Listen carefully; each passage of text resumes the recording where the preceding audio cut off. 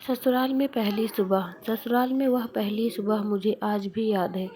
कितनी घबराकर मैं उठी थी, यह सोचती हुई कि कहीं देर न हो जाए। सब न जाने मेरे बारे में क्या सोचेंगे। केवल एक रात ही तो नए घर में कटी थी और इतना सब कुछ बदल गया। जैसे आसमान में उड़ती चिड़िया को किसी ने मोती का लालच देकर पिंजरे में कैद कर लिया हो। शुरू के कुछ दिन तो यूं ही गुजर गए। एक दिन हम बाहर घूमने गए। जब हम वापस घर आए तो सासू माँ की आंखों में खुशी तो दिख रही थी, लेकिन केवल अपनी बेटे के लिए ही। मैंने सोचा कि शायद नया रिश्ता है, एक दूसरे को समझने में कुछ वक्त लगेगा, लेकिन समय ने जल्द ही एहसास करा दिया कि मैं यहाँ बहू हूँ, इसीलिए मैं जैसा चाहूँ वैसा नहीं कर पाऊँगी।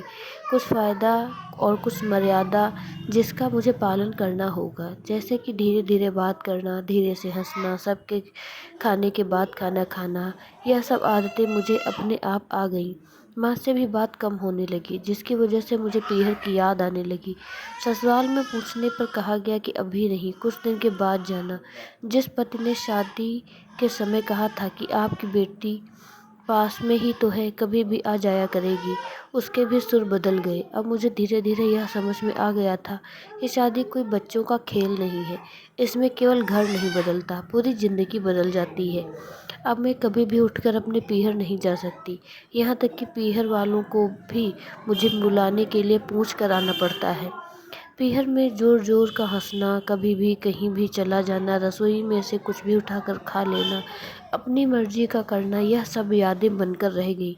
अब मुझे समझ में आने लगा था कि क्यों विदाई के वक्त सभी लोग मुझे गले लगाकर रो रहे थे।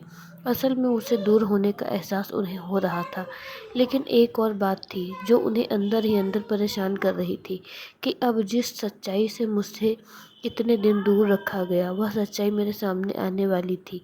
पापा का यह झूठ कि मैं उनकी बेटी नहीं बेटा हूँ, अब और दिन नहीं छू पाएगा, जो कि उनकी सबसे बड़ी चिंता थी कि अब उनका बेटा, जिसको कभी भी बेटी होने का एहसास नहीं कराया था, जीवन के इतने बड़े सच का सामना करने जा रही थी।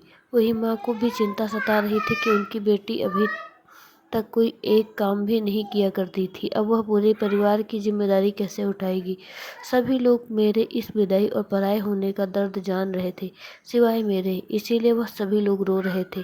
आज मुझे समझ आ गया कि उनका रोना गलत नहीं था। यह हमारे समाज का नियम ही है कि एक बार बेटी डोली में विदा हो गई तो वह उस घर के लिए केवल मेहमान ही बनकर रह जाती है। फिर कोई चाहे कितना क्यों न कह ले कि यह घर आज भी उसी का है, सच तो यह है कि अब वह कभी यूं ही अपनी पीहर नहीं जा सकती, चाहे कितनी भी समस्या और परेशानी क्यों न आ जाए। मुझे ही हल करना है, हंसते हुए या गम छुपाते हुए। आपको यह कहानी कैसी लगी प्लीज़ हमें कमेंट में ज़रूर बताएं, और मिलते हैं अपनी अगली कहानी में। तब तक के लिए धन्यवाद। कहानी पसंद आई है तो लाइक शेयर सब्सक्राइब ज़रूर करें। धन्यवाद।